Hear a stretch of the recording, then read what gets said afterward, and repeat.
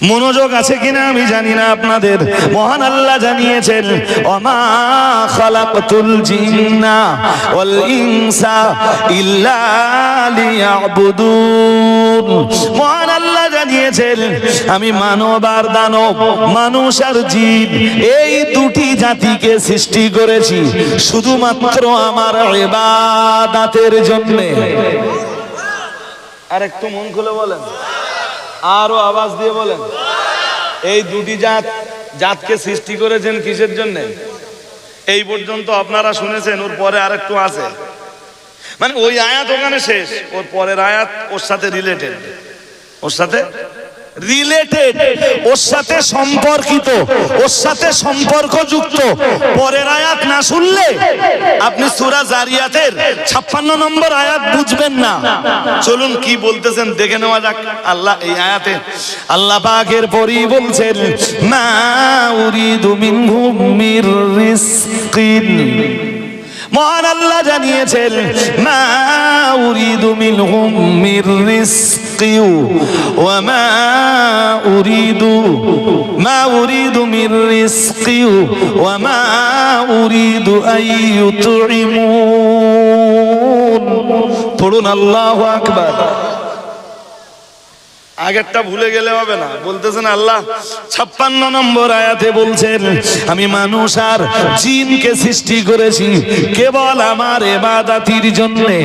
ও বাবাজিরা ভাইরা, এরপরে আমার আল্লাহ জানিয়েছেন ও আমার বান্দা বান্দি, কেন জানো তোমরা আমার ইবাদত করবা? আমরা জানো বললাম কেন? মহান আল্লাহ বললেন মা উরিদু মিনহুম মির রিজকিন। মহান আল্লাহ বললেন কারণ আমি তো তোমাদের কাছে রুজি রুটি চাই না। সুবহানাল্লাহ বলেন, আরো আওয়াজ দিয়ে বলেন। আল্লাহ রুজি রুটি চায়, আল্লাহ আমাদের কাছে কোনো কিছু চায়? তো ওইটাই তো বলতেছেন মা উরিদু মিনহুম মির রিজকিন, আমি তোদের কাছে রিজিক চাই না। এরপরে আবার বলতেছেন ওয়া মা উরিদু আইয়ুতইমুন। মহান আল্লাহ জানিয়েছেন তোদের কাছে রুজি রুটিও চাই না, রিজিকও আমি আল্লাহ চাই না, তোদের কাছে কোনো খাবারও আমি আল্লাহ চাই না। আরেকটু মন খুলে, এখনো শেষ হয়নি, আরেকটু আছে, মানে 57 নম্বর আয়াত শেষ, কিন্তু 56 নম্বর 57 নম্বরের সঙ্গে রিলেটেড আরো একটা আয়াত রয়েছে। মহান আল্লাহ জানিয়েছেন সূরা জারিয়াতের 58 নম্বর আয়াতে মহান আল্লাহ জানিয়েছেন ইন্নাল্লাহা হুয়ার রাজ্জাক যুল কুওয়াতিল মাতিন। বলুন আল্লাহু আকবার। মহান আল্লাহ জানিয়েছেন বরং নিশ্চয়ই আমি আল্লাহই হলাম তোমাদের রুজি রুটি দানকারী। সবার রুজি রুটি দান করে কে? জোরে বলেন। তিনি আমাদের কাছে রিজিক চায়, খাবার চায়, খাদ্য চায়। কাউকে খুঁজে বার করতে পারবা যিনি সবার খাবারের ব্যবস্থা করে? নিজে খায় না, নিজে, জোরে বলেন, যিনি সবার খাবারের ব্যবস্থা করেন, তামাম মাখলুকাতের রুজি রুটি দান করেন, অথচ তার খাবার লাগে না। বান্দা আকাশে জমিনে কাউকে যদি খুঁজে পাস, সাজদা তার জন্য করতে পারিস, মাথা নিচু তার জন্য করতে পারিস, পাবি না। আকাশে জমিনে কেউ নেই যে সবাইকে রিজিক দান করে। কে দেয়? জোরে বলে না, কে দেয়? তাই সাজদা শুধু কার জন্য, ইবাদত শুধু কার জন্য? বুঝতে অসুবিধা হয়? হ্যাঁ, বুঝতে অসুবিধা হয়। আজ পর্যন্ত এখনো ঠিক করতে পারলাম না যে উপাসনা কেন শুধু আল্লাহর জন্য, ইবাদত কেন শুধু আল্লাহর জন্য, জি জিকির ফিকির তাসবিহ তাহলিল কেন শুধু আল্লাহর জন্য, এইটাই ঠিক করতে পারলাম না। কোরআনের বহু আয়াতে আল্লাহ এইগুলোর জবাব দিয়েছেন, বাট আমরা তো কোরআন দিয়ে আলোচনা শুনবো না, আমরা 2 ঘন্টা বসবো খাজা মঈনুদ্দিন চিশতি আজমিরি হুজুরের 2 ঘন্টা জীবন চরিত আলোচনা শুনে চলে যাব। কোরআন না শুনলে আপনার বিবেকের দরজা খুলবে না, কোরআন না শুনলে আপনি যেমন ছিলেন তেমনই থেকে যাবেন। আমার কথা কি বুঝতে অসুবিধা হচ্ছে? হ্যাঁ, হাজিরিনে মজলিস, আয়াতুল কুরসির ভিতরে মহান আল্লাহ নিজের পরিচয় দিয়েছেন, আল্লাহু লা ইলাহা ইল্লাহু আল হাই। মহান আল্লাহ 1 নম্বরে বললেন, ও বান্দা মনে রাখো তিনি চিরঞ্জীবী, তামাম আসমানে জমিনে চিরঞ্জীবী তুমি কাউকেই পাবে না, সুতরাং ইবাদতের যোগ্য আর দ্বিতীয় কেউ নাই নাই নাই।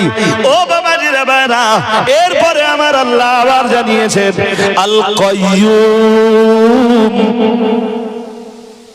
কি বললেন? কাইয়ুম। কাইয়ুমের মানে জানেন? জানেন? সবসময় তো পড়তেছেন ইয়া হাইয়ু ইয়া কাইয়ুম, এগুলো আল্লাহর নাম। হাইয়ু কে? আল্লাহ। হাই কে? জোর করে বলে না। হাইয়ের মানে চিরঞ্জীবী, যিনি ছিলেন আছেন। জোরে বলেন। হ্যাঁ। আর কাইয়ুমের মানে জানেন? জানো বন্ধু? জানো না? আয়াতুল কুরসি পড়তেই থাকো।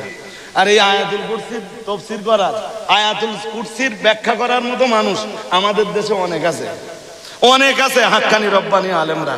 তবে যে কোনো লোকের কাছে দিলে আবড়াতি পারবে। হাজিরিনে মজলিস মনে রাখুন, আমিও পারি না, আমিও আয়াতুল কুরসি ভালো বুঝি না, খুব ভালো বুঝি না। যতটুকু বুঝি চেষ্টা করি আপনাদেরকে বুঝিয়ে দেওয়ার। ও ভাইরা আমার, আমি একটা উদাহরণ দিয়ে আপনাকে কাইয়ুম শব্দটা বুঝিয়ে দেই। মনে করুন এই যে জিনিসটা আমার হাতে আছে, এর ওজন ধরে নেন 70 কেজি। কত? জোরে বলেন। এইটা ফর এক্সাম্পল, এর ওজন কতটা হতে পারে? ধরে নেন 70 কেজি। আপনি শুয়ে আছেন, আমি বললাম 70 কেজি তুলতে হবে। শুয়ে থাকা অবস্থায় তুলতে পারবেন? জোরে বলেন না। পারবেন? আপনি বলেন ভাই শুয়ে থেকে না 70 কেজি তোলা যাবে না, যদি বসবার অনুমতি দেন। হ্যাঁ ঠিক আছে বসুন। আপনি উঠে বসে পড়লেন, চেষ্টা করলেন, তবুও 70 কেজি মাল বসে তোলা। তবে শুয়ে থাকার চাইতে বসলে শক্তি আর একটু, কথা বলেন না, শুয়ে থাকার চাইতে বসলে শক্তি আর একটু কি হয়? বসলে শক্তি আর একটু, বসে থাকার চাইতে দাঁড়ালে শক্তি আর একটু। জোর করে বলেন, বলে না? শোয়ার চাইতে বসায় শক্তি বেশি, বসার চাইতে দাঁড়ানোয় শক্তি। কাইয়ুম শব্দের যত অর্থ আছে তার ভিতরের এক অর্থ হলো চিরদণ্ডায়মান। চির, তার মানে কি জানেন? সব সময় দাঁড়িয়ে দিলেন। যদিও আল্লাহর ক্ষেত্রে এই অর্থ নেওয়া যাবে না। আল্লাহর ক্ষেত্রে ওখান থেকে আমরা এই অর্থটা নিতে পারবো যে শোয়ার চাইতে বসায় শক্তি বেশি, বসার চাইতে দাঁড়ানোয় শক্তি। তার মানে সর্বশক্তিমান যিনি, তিনি হলেন কাইয়ুম। সুবহানাল্লাহ। সর্বশক্তিমান যিনি, তিনি হলেন। আজকে আমি ওয়াজের স্টেজে ওয়াজ করছি, কেউ না কেউ আমার একটু ধরা দিয়েছিল না দেয়নি? কথা বলেন না। কেউ না কেউ আমার পড়িয়েছিল না পড়ায়নি? তাহলে আমার প্রতিষ্ঠার পিছনে কারো না কারোর ভূমিকা। আজকে যে রাজনৈতিক দলের বিরাট বড় নেতা, সে কারো ছত্রছায়া পেয়েছিল না পায়নি? এই পৃথিবীতে প্রত্যেকের প্রতিষ্ঠার পিছনে কারো না কারোর ভূমিকা।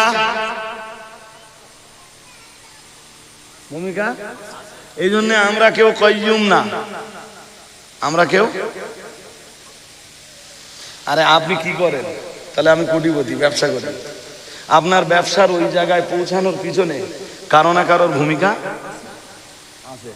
আপনি কি করেন? তাহলে আমি 1000 বিঘে ঘেরি করি। আপনার ওই জায়গাতে পৌঁছানোর পিছনে কারো না কারোর অবদান। কিন্তু একজন আছেন তিনি প্রতিষ্ঠিত, সুপ্রতিষ্ঠিত, তার প্রতিষ্ঠার পিছনে কারোর অবদান নেই, তিনি নিজে নিজেই প্রতিষ্ঠিত। সুবহানাল্লাহ। আর একটু মন খুলে বুঝতে কি অসুবিধা হচ্ছে আমার কথা? তিনি নিজে নিজেই শুধু প্রতিষ্ঠিত না, সুপ্রতিষ্ঠিত। শুধু সুপ্রতিষ্ঠিত তিনি নন, তিনি আকাশের প্রতিষ্ঠাতা, তিনি জমিনের প্রতিষ্ঠাতা, তিনি আসমানকে প্রতিষ্ঠা করেছেন বিনা কলমে, বিনা পিলিয়ারে, বিনা খুঁটিতে। তিনি সাত জমিন, তিনি জমিনগুলোকে প্রতিষ্ঠিত করেছেন, প্রতিষ্ঠা দান করেছেন। তিনি মানব জাতির প্রতিষ্ঠা দান করেছেন, দানব জাতির প্রতিষ্ঠা দান করেছেন, সবাইকে তিনি প্রতিষ্ঠিত করেছেন। তাকে কেউ প্রতিষ্ঠিত করেনি, তিনি তথা যিনি সবাইকে প্রতিষ্ঠা করেছেন, আবার যিনি নিজে নিজেই সুপ্রতিষ্ঠিত, তিনি হলেন কাইয়্যুম। আরেকটু মন করে বলতে পারো না? আকাশে জমিনে খুঁজে আরেকজনকে বার করো যিনি নিজেই প্রতিষ্ঠিত, কারোর ধরা লাগেনি, কারোর সাহায্য লাগেনি, কারোর সাহায্য লাগেনি, কারোর সহায়তা লাগেনি, কারোর অবদান লাগেনি, নিজে নিজেই প্রতিষ্ঠিত হয়েছে, আবার সব কিছুকে প্রতিষ্ঠা দান করেছে। দ্বিতীয় একজনকে খুঁজে বার করো, যদি পাও সাজদা তাকে দিতে পারো। আকাশে জমিনে এই রকম দ্বিতীয় কাউকে পাবে না। সুতরাং তোমার লা ইলাহা ইল্লাল্লাহ এইটা পড়া ছাড়া আর কোন রাস্তা। এখন যদি তুমি লা ইলাহা ইল্লাল্লাহ এইটা না পড়ো, হ্যাঁ, তাহলে তোমার বিচার, তোমার নিজের জন্য নিজের বিচার, বিচারটা ন্যায় বিচার না অন্যায় বিচার। এখন যদি কেউ বলে আল্লাহ ছাড়া আরো উপাস্য আছে, সে ন্যায় বিচারের কথা বললো না অন্যায় বিচারের কথা বললো? আমার কথা বুঝতে পারোনি? এক সময় বলছিলাম, মনে আছে, যে আদলের তাফসীর হলো লা ইলাহা ইল্লাল্লাহ, ন্যায় বিচারের ব্যাখ্যা হলো লা ইলাহা ইল্লাল্লাহ। বান্দা তুই বুঝতে পারলি আমি ছাড়া সুপ্রতিষ্ঠিত কেউ নেই, আমি ছাড়া সবকিছুর প্রতিষ্ঠা দানকারী আর কেউ নেই। এরপরেও যদি তুই বলিস আল্লাহ ছাড়া কোনো মাবুদ আছে, নিশ্চয়ই ওটা তোর ন্যায় বিচার হতে পারে না, ওটা তোর সুবিচার হতে পারে না। তাই বান্দা তুই উঁচু আওয়াজে বলবি লা ইলাহা ইল্লাল্লাহ, ওটাই তোর জীবনের সবচাইতে বড় ন্যায় বিচার। সুবহানাল্লাহ। আর একটু মন খুলে বলেন, সবচেয়ে বড় ন্যায় বিচার কোনটা? হ্যাঁ দোস্ত, এই কথা বোঝা আর এই কথা বোঝানো খুব সহজ ব্যাপার নয়। এরপরে আল্লাহ বলতেছেন, অসুবিধা হচ্ছে আপনাদের নাকি? এরপরে আল্লাহ বলতেছেন হুয়াল হাইয়ুল কাইয়্যুম, এরপরে বলতেছেন লা তাখুযুহু সিনাতু ওয়ালা, বলুন লাউম। এই তো পড়তে পারতেছেন আপনারা, আলহামদুলিল্লাহ। এই জন্য অনেকদিন মনে রাখবেন এইটা। আল্লাহ বলতেছেন নিদ্রা, তন্দ্রা, ঘুম তাকে স্পর্শ, জোরে বলে না এ ভাই সাহেব, ঘুমাচ্ছে নাকি? না পড়ে যাবে, বলো। বসে রয়েছে না, পড়ে গেলে তো সমস্যা হবে। নিচে বসে ঘুমালে তবু সমস্যা কম হয়, আর এভাবে যদি চেয়ারে বসে ঘুমিয়ে উল্টে যায়, ঘুমালে এই শরীরের অঙ্গ প্রত্যঙ্গ সব ঢিলা হয়ে যায়। এই জন্য কখন যে বায়ু বেরিয়ে যায় আমরা বলতে পারি না। তাই ঘুমিয়ে পড়লে ঘুম ছেড়ে উঠে উজু করতে হয়। আমার কথা বুঝতেছেন নাকি? বাকি ব্যাখ্যা আপন জায়গায় থাক। জি, এরপরে আল্লাহ কি বলতেছেন? বলতেছেন লা তাখুযুহু সিনাতু ওয়ালা নাউম, ঘুম, নিদ্রা, তন্দ্রা তাকে স্পর্শ করে না। তার কোনো ক্লান্তি নেই, তার কোনো শ্রান্তি নেই, তার কোনো বিশ্রাম নেই। বান্দায় যখন ডাকতেছে তিনি তখন বিশ্রামে, তিনি বান্দার ডাকে জবাব দেবেন কেমনে? আমি কি বোঝাতে পারছি? বান্দায় ডাকতেছে, তিনি কোথায় আছেন? বিশ্রামে আছেন। বিশ্রামে কারোর ডাকে জবাব দেওয়া যায়? আরে জোর করে বলো না। যায়? বান্দায় তারে ডাকতেছে আর তিনি ঘুমিয়ে আছেন।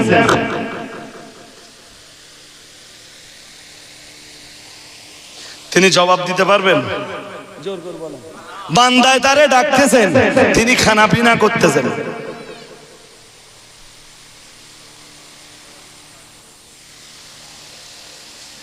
এই কারণেই তো আল্লাহ বলতেছেন যে সত্তার ভিতরে, এই যে সত্তার ভিতরে খানা পিনা আছে, যে সত্তার ভিতরে বিশ্রাম প্রয়োজন আছে, যে সত্তার ভিতরে আরাম আয়েশ আছে, যে সত্তার ভিতরে ঘুম আছে, নিদ্রা আছে, তন্দ্রা আছে, ওই সত্তা কখনো ইবাদতের যোগ্য হতে পারে? ইবাদতের যোগ্য হতে পারেন তিনি যার বিশ্রাম নেই, যার ঘুম নেই, যার নিদ্রা নেই, যার আহার নেই, যার তন্দ্রা নেই, যার পিপাসা নিবারণ নেই। আকাশে জমিনে খুঁজে দেখ, কাউকে যদি এরকম পাস, সাজদা তারে দিতে পারিস? আছে কেউ? জোরে বলে, আছে কেউ? না। সুতরাং সাজদা শুধু কার? বান্দা, ওইটা তোর জীবনের সবচাইতে বড় ন্যায় বিচার।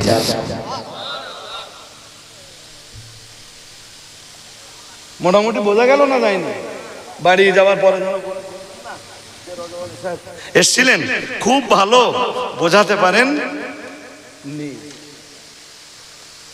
আমি কি কথা বলছি আপনাদের কি মাথায় গেল না যায়নি? আল্লাহ বুঝবার তৌফিক সকলকে নসিব করুন। 12টা বাজে, তাবারুকের ব্যবস্থা করে দেই আপনাদের। উঠে দাঁড়ান, সালামটা পড়ে নেই, সালামটা পড়ে নেই, কাজটা এগিয়ে ফেলি। ইয়া নবী সালামু বিজামালি হাসনাত জামিউ খসালিহি।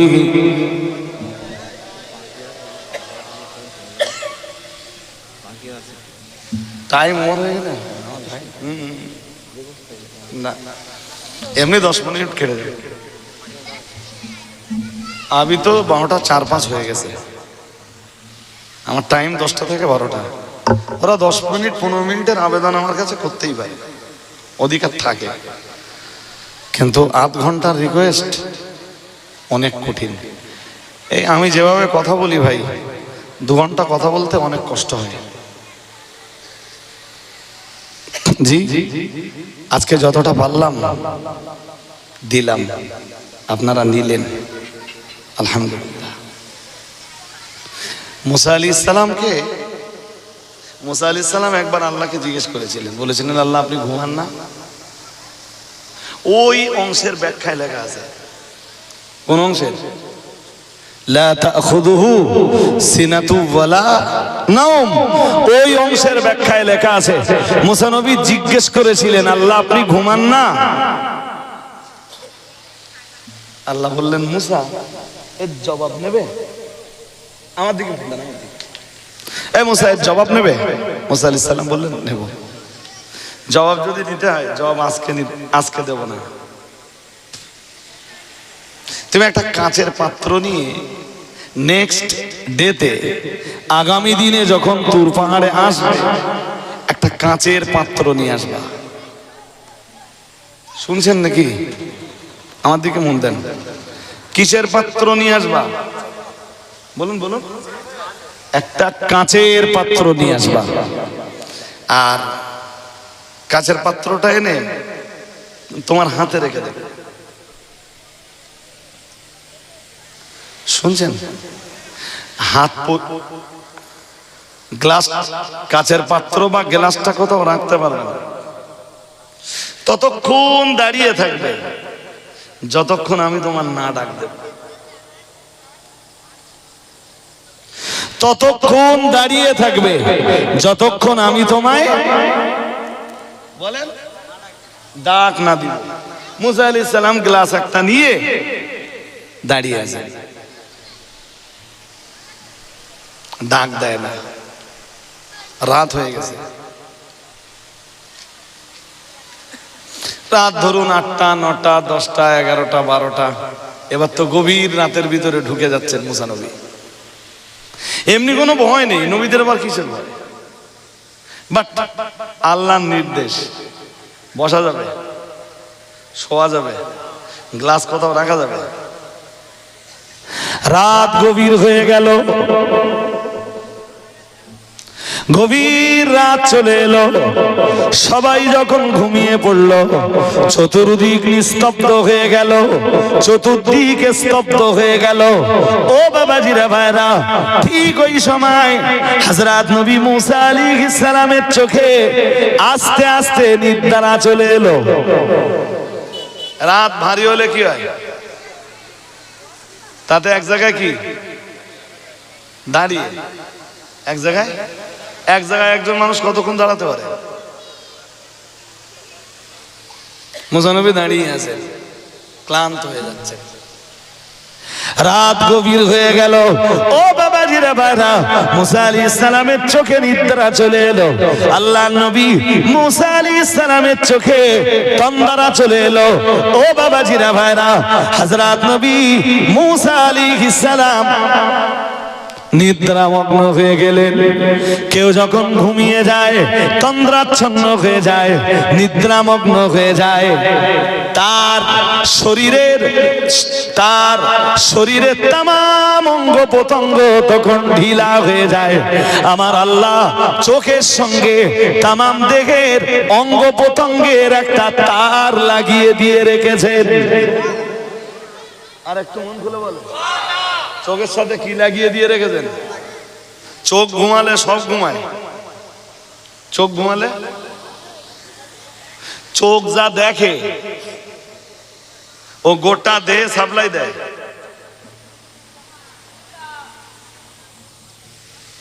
কোন ভয়াবহ দৃশ্য দেখলে চোখ কাঁপে না, শরীর কাঁপে? দেখেছে কে? কাঁপা উচিত কার? কাঁপতেছে কি? কেন? শিরা তো আছে, ও সাপ্লাই দেয়, ও শিরার মাধ্যমে গোটা শরীরে ও সাপ্লাই দেয়। এই জন্য জোয়ান ছেলেরা ওই যে মোবাইল গেম টেম খেলে, এসব খেলবে না। কেন খেলবে না? ওই মার মার মার মার মার মার ওই যে করতেছে না, আর ওই যে চোখ দেখছে আর মুখ বলতেছে, গোটা দেহের সাপ্লাই হচ্ছে। মার মার মার মার করতে করতে একদিন নার্ভের রোগে পড়ে যাবে। আমার কথা কি বুঝতেছেন?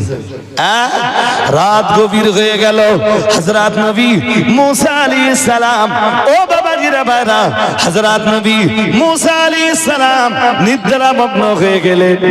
যেই না নিদ্রামগ্ন হয়ে গেলেন, শরীরের অঙ্গ প্রত্যঙ্গ ঢিলা হয়ে গেল। আল্লাহ নবী মুসা আলাইহিস সালামের চোখ ঘুমিয়ে পড়ল, হাত দুটো ঘুমিয়ে পড়ল। হাতে ছিল কাঁচের পাত্র অথবা কাঁচের গ্লাস। ঘুমিয়ে গেলে আর গ্লাস ধরে রাখা যায়? আরে নিজের বডিটাই হেলে লোকের ঘাড়ে পড়ে যায়, ঠিক না? নিজেরটাই ব্যালেন্স থাকে না, তো কি ব্যালেন্স রাখবো আমরা? জি হাদিরিনে মজলিস, গ্লাসটা পড়ে গেল, নিচে কি আছে? মাটি না পাথর? জোরে বলে। পাহাড়ের উপরে তো কি আছে নিচে? কাঁচের জিনিস যদি পাথরের উপরে পড়ে কি হবে? শুধু আওয়াজ হবে না, ভেঙেও যাবে? আওয়াজও হলো, ভেঙেও গেল। মুসা নবীর ঘুম ভেঙে গেল। কি হয়েছে? ইন্না লিল্লাহি ওয়া ইন্না ইলাইহি। আল্লাহ বলেছিলেন ধরে রাখতে, আমি ঘুমিয়ে পড়লাম, হাত থেকে পড়ে গেল, গ্লাসটা ভেঙে গেল। আমার আল্লাহ পাক ঠিক ওই সময় মুসা নবীর ডাক দিলেন, ও আমার নবী মুসা, একটা গ্লাস তোমারে আনতে বলেছিলাম, তুমি একটা গ্লাস নিয়ে দাঁড়িয়েছিলে, তোমার চোখে নিদ্রা চলে এলো, তন্দ্রা চলে এলো। তুমি যেই না নিদ্রা তন্দ্রাচ্ছন্ন হয়ে পড়লে, তোমার হাতের শিরা উপশিরাগুলো ঢিলা হয়ে গেল, হাতের গ্লাসটা পড়ে গেল। তোমার ঘুমের কারণে একটা কাচের পাত্র, একটা কাচের গ্লাস তুমি হেফাজত করতে পারলে না। ও আমার নবী মুসা, তোমার ঘুমের কারণে কাচের গ্লাস আকাশটা চূর্ণ বিচূর্ণ হয়ে গেল, আমি আল্লাহ এই তামাম জাহান পরিচালনা করি। ও আমার নবী মুসা, আমি আল্লাহ যদি ঘুমিয়ে যাই তাহলে এই তামাম জাহান সব তো চূর্ণ বিচূর্ণ হয়ে যাবে। ও আমার নবী মুসা, এজন্য তোমার রব, তোমার মাওলা, তোমার আল্লাহ কখনোই ঘুমান না।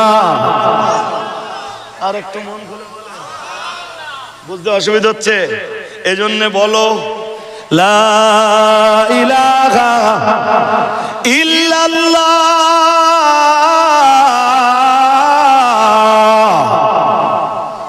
সবাই বলেন, সবাই বলেন, আরো আওয়াজ তুলে বলেন লা ইলাহা ইল্লাল্লাহ, লা ইলাহা ইল্লাল্লাহ, লা ইলাহা ইল্লাল্লাহ। হাজরিনে মজলিস, প্রাসঙ্গিকতা আজ আর বাড়বো না। এইটাই হলো আপনার জীবনের সবচাইতে, এইটাই হলো আপনার জীবনের সবচাইতে বড় ন্যায় বিচার। আপনি বলবেন লা ইলাহা ইল্লাল্লাহ, আর ওই অনুযায়ী আপনার জীবনটা গড়বেন, আপনার মহান রবের জন্য আপনি সাজদা দিবেন। এইটাই হলো আপনার জীবনের সবচাইতে বড় ন্যায় বিচার। আপনার অন্ধত্ব ঘুচে যাবে। অন্ধত্ব, হাসরের মাঠে আপনাকে অন্ধ হয়ে ওঠা লাগবে। মোটামুটি আপনারা বুঝতে পেরেছেন, বলুন আলহামদুলিল্লাহ। সবাই বলুন আলহামদুলিল্লাহ। যিনি যেখানে আছেন ওখানে বসতে হবে। ওরা তো আবার শুরু করতে বলো।